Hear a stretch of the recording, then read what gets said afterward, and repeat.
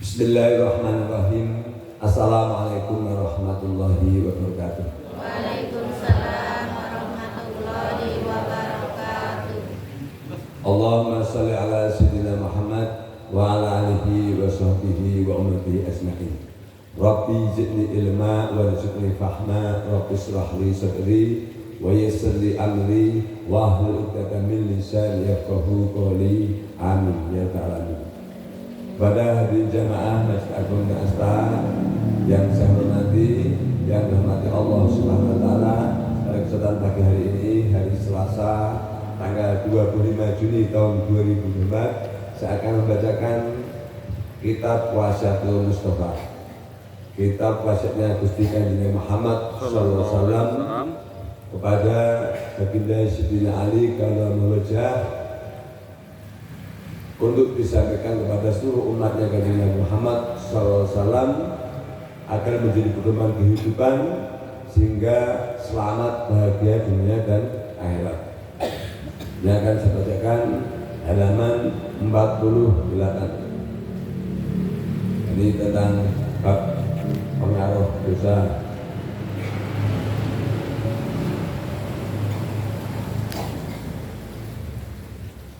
Ya Ali, wahai Ali, man kasurat dulu bahu, man sekarang siapa, kasurat terlalu banyak, dulu bahu dosanya, butuhnya.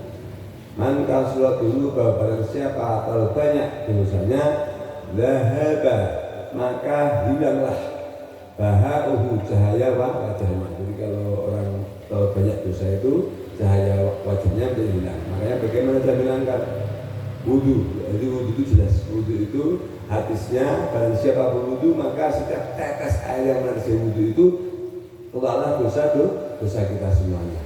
Yang kedua apa? Beristighfar. Beristighfar itu akan melembutkan hati kita.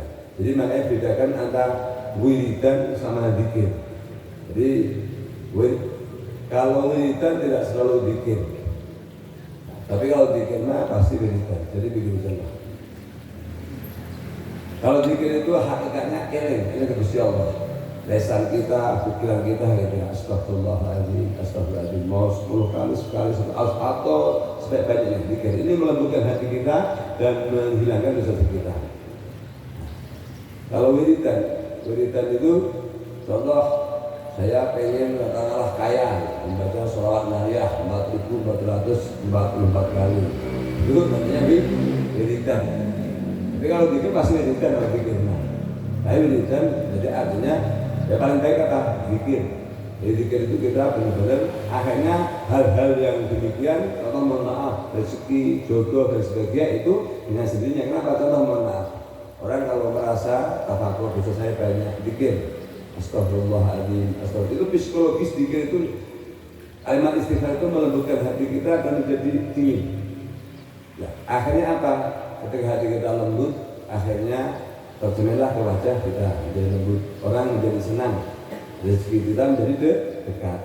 Tapi kalau wirid ya, wirid itu bisa dua macam. Mohon maaf, ada kan wirid itu contoh termasuk kata alam dia kurang kejawen, itu juga wirid. Atau orang Sunda wiridan, mantra-mantra itu wiridan. Tapi apakah itu salah? Tidak. Kenapa? Itu kan hajat yang penting memintanya kepada Gusti Allah, tetapi artinya itu sifatnya ke dunia ria. Tapi kalau zikir sifatnya emang dunia akhirat, dunia pasti dapat. Nah, itu wirid juga tidak salah, karena itu kan dan menunjukkan cara para aulia, para wali songo itu berdakwah. Itu contoh begal, kemudian penjahat, kemudian tukang mohon maaf, pelacur. Itu akhirnya kan bagaimana cara wali songo ini katakanlah istilahnya mendekati mereka. Contoh begal, kamu ngambil sakti, diajak sama wali-wali itu, diajak wiridan. Lama-lama kan akhirnya kan tahapannya ya kepentingan dia dulu, biar nggak numpang dengan istilahnya benda tajam.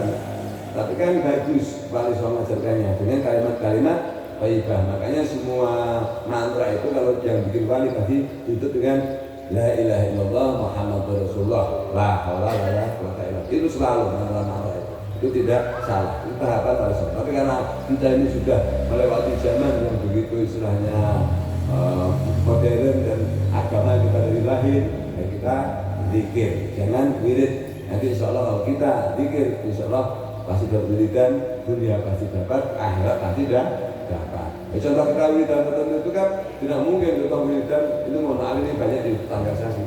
Baca selawat nariyah 4.440 kali, ya sampai capek, panas kalau saya 7 kali. Tapi memang kalau yang memang suku itu ya memang kadang tercapek. Tapi kalau saya nggak kuat gitu.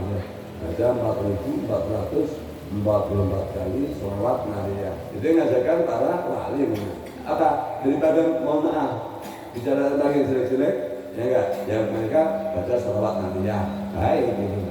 Tapi caranya nanti dalam artian misalnya tetap lewat syariat manusia.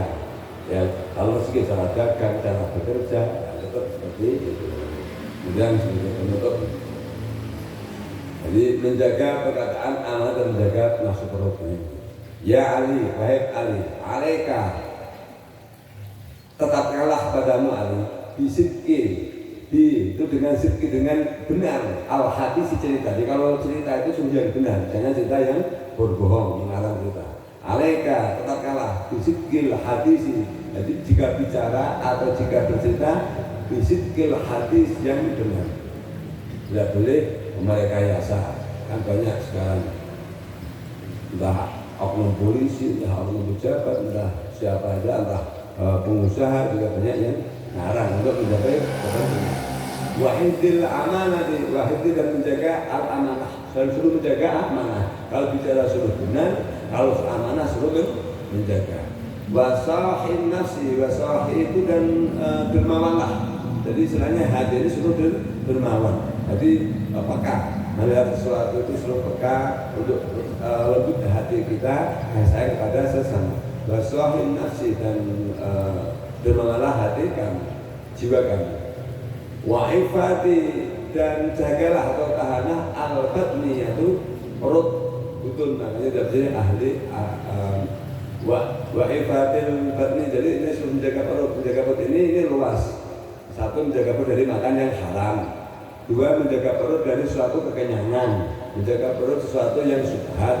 Jadi artinya tidak hanya masalah haram. Katakanlah kita sudah makan, kemudian ada bakso lewat, ya kita nggak perlu beli, contohnya kan udah kenyang. Kemudian ada lagi somai lewat, ini kan menjaga perut. Karena apa? Saya sampaikan, jadi sebenarnya kalau kebutuhan tubuh itu, kalau manusia sudah usia seperti kita ini bukan pertumbuhan, hanya energi.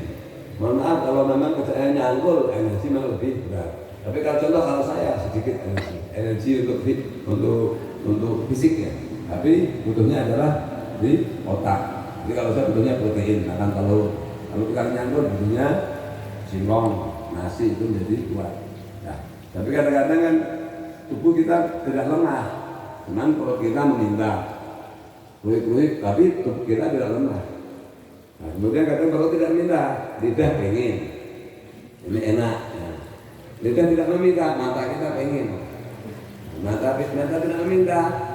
Apa itu kita betul itu aromanya enak. Jadi itu kan namanya, maksudnya waifatil bat itu menjaga perut. Jadi agama Islam itu memang begitu sempurna. Maka kalau kita tidak memegang agama Islam ini, kita jauh mundur ke belakang. Karena sampai urusan yang terkecil demikian, agama Islam itu mengaturnya. Demikian yang saya sampaikan, semoga bermanfaat dan kita semuanya bisa mengenakan karena hidayah dan hidayah dari Allah Subhanahu wa Ta'ala. Wassalamualaikum warahmatullahi wabarakatuh.